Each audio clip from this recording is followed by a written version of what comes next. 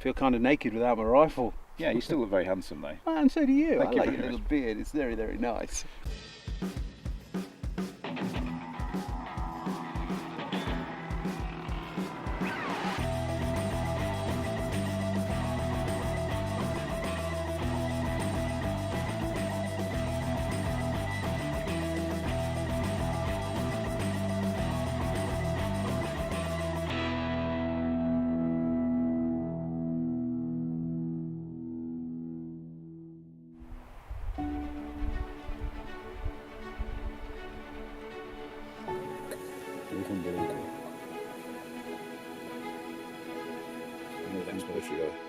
What would you say, Mark? Very hard, isn't it? Yeah. Did have said anybody but. Yeah, there was a time. Morning, here we are again, another beautiful day. What a day yesterday was. We were stalking down the valley yesterday after Caribou and I spotted a grizz sat on the top, and it was a bit of a catch-22. Anyway, long story short, we stalked into the grizz first, boom, Ian shot the grizz, I have followed him up, and we got the grizz down. It was quite exciting. He was a tough little son of a gun, he really was. And then we crossed the next valley and we did a double up on Caribou. Ian shot a really nice bull. I shot, for me, which is a really nice bull, an old boy again, the same as my grizz shoot. It was a really old bear. Caribou, exactly the same. He's got some miles on the clock and he could tell a few stories. Beautiful white mane on him, really happy. So that was yesterday. So Ian's tagged out. I've obviously got my moose tag left, but we won't see no moose here. But if a chance comes for a black bear, I can downgrade from a moose to a black bear, so I'll take a black bear. So as hunting goes, I think we're done. And all we've got left to do today is pack it out, which is going to be probably 2 trips right the way down there into the bottom, and right the way back up to here. That little ice pack right there, which has got Ian's grizzly skin on it at the minute, and that's where we're going to store the meat. If the weather holds tomorrow, then Cole will come and fly in, then we're out of here and back to Anchorage, which will be good, which will give us an extra day in Anchorage, and we can get stuff sorted like taxidermists. So it's all cool. We'll catch you later. We've got a long walk down this hill and a longer walk back with meat.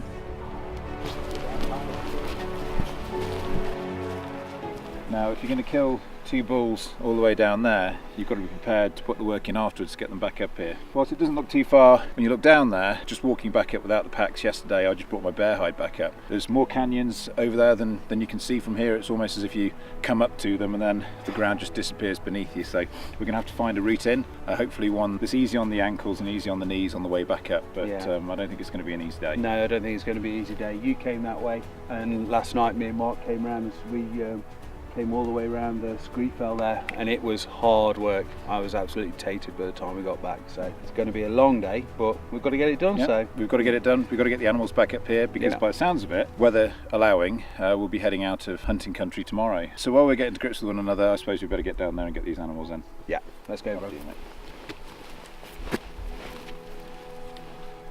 Whilst it's undoubtedly going to be a tough day, Wildy and I seem to enjoy packing out as much as we do the hunting. I suppose in some way the physical effort involved in butchering and carrying out the meat somehow legitimises the hunt. Every sinew of usable meat must be harvested from the carcass, and I can assure you that we recognise every single ounce as we carry the loads back up the mountain. We have an unexpected visitor as we set about butchering the bulls. This coyote appears from nowhere, and I'm sure we'll be back later to pick apart the carcasses. There's much less volume of meat to pack out than we harvested from the moose, but careful planning means less trips up and down the mountain.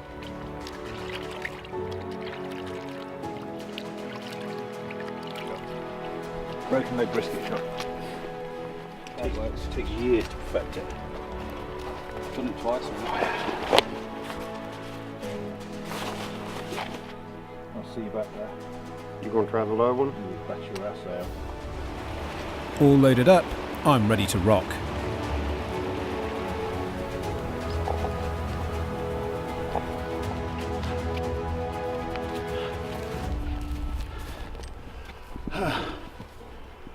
So we put a lot of preparation into this hunt, both in terms of getting used to our equipment, getting the scope from Hawk set up, and obviously getting familiar with the ammunition. but it's also the physical preparation. We put a lot of time into that, myself and Wildy, packing out 50 kilo weights, doing a lot of CrossFit, doing a lot of running, and then just carrying the pack and wearing the gear. But nothing quite prepares you for packing out in this sort of terrain.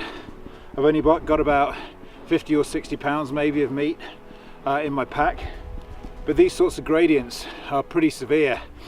If you are going to come and hunt up here and you do want to get part of the experience, it's not just about pulling the trigger and doing the hunting, it's also about the husbandry, about the butchery, about the packing out, and you've got to be in shape for that too. If you're not, you're just going to wear out your guide, you're going to wear out your packer, and that's ultimately going to impact on your hunt.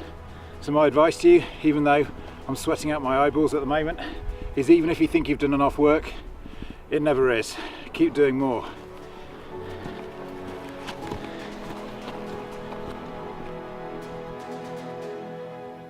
The last few hundred metres back to camp are the steepest, and I'm glad when we finally arrive at the ice pack to drop our loads.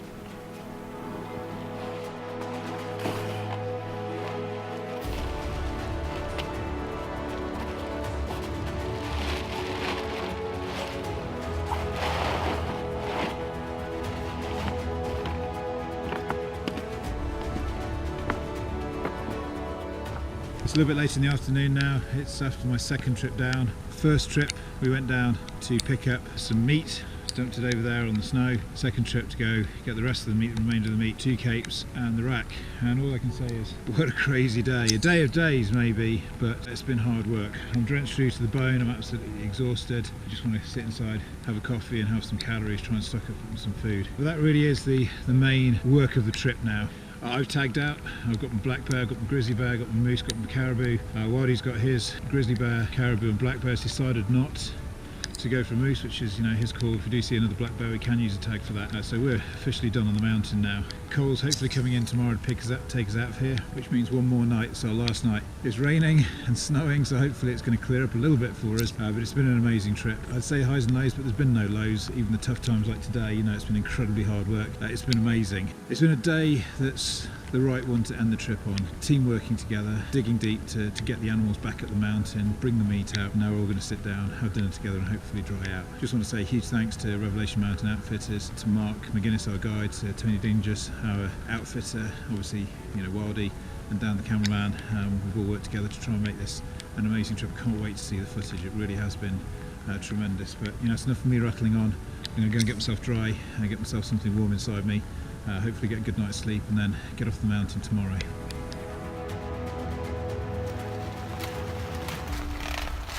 How's the big tortilla?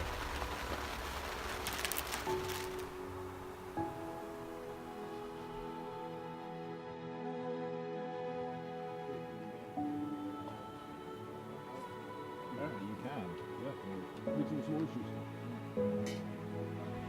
Yeah. You're never going to have that many guides, are you? Well, no, you never. I mean, like the master guide, my bass membership card. So look at that for a morning. It's our last day out in the field, day 15. We're about to pack up camp and head back. Just time for a coffee and a bit of breakfast and get set for the day ahead. Cole will be here in about 3 hours. It's just after 8 in the morning. Now, it's been a pretty epic trip yesterday and we had a really good night's sleep last night. Still pretty tired, but a little sad in some ways that we're going, but also quite excited that we get back to civilization and share the stories. But as you can see behind me, this is a perfect day to go home. It's nice and dry. Everything's still a bit smelly, but at least it'll be dry when it goes into the packs. We'll have a couple of days in Anchorage to get some washing done, because at the moment my clothes and my pack smell like death. But yeah, it's been a great time. It's been a very emotional journey. It's been a lot of hard work, but great fun. We're going to be very, very sad to see this place go.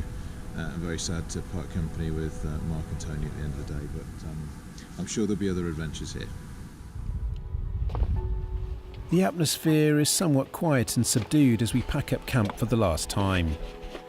It may be that we are taking things a little steadier than usual as we have plenty of time to get our things together, but there's also a sense that we're savouring every last moment before the inevitable trip out of the mountains.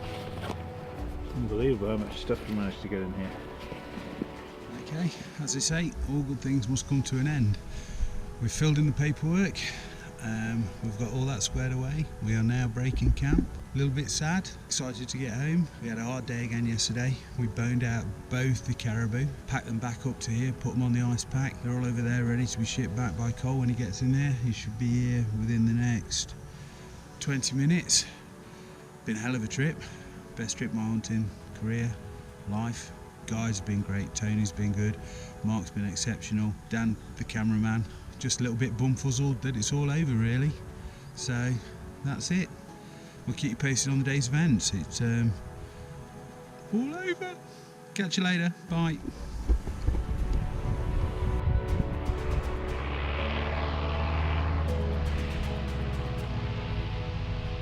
The sound of Cole's Piper Super Cub reverberates around the mountains, sparking us into action. It will take several trips with the Super Cub to get us to a local airstrip before switching to the Moore M5 to fly us back to Anchorage. Loading the Super Cub is an art form in itself and needs to be handled carefully, both to ensure the loads are appropriately positioned and to avoid damaging the delicate fabric of the plane.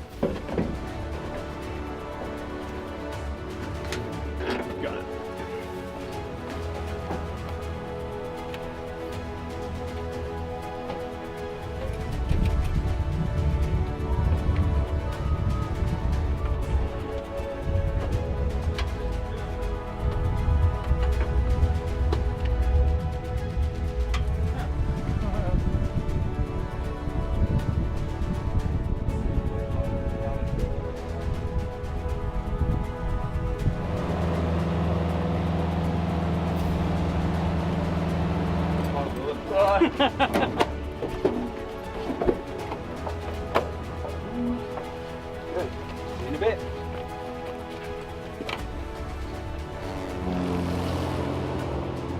As we take off for our final trip back to civilization, I take the time to look over the magnificent landscape that's been our home for the past 2 weeks. As we fly out of the Alaska range and close to town, the vast mountains are replaced with lush green lowland forests that roll on for as far as the eyes can see. We've challenged ourselves and worked together to achieve things nobody thought was possible. We've been humbled by the sheer vastness of the wilderness and have come to realise how small a part we play in nature's grand scheme. As friends and hunting companions, Steve and I have shared these experiences and built bonds that will never be broken. We have both left parts of ourselves in these mountains, and we will always have a connection with this magnificent country. One thing is absolutely for sure: we will return.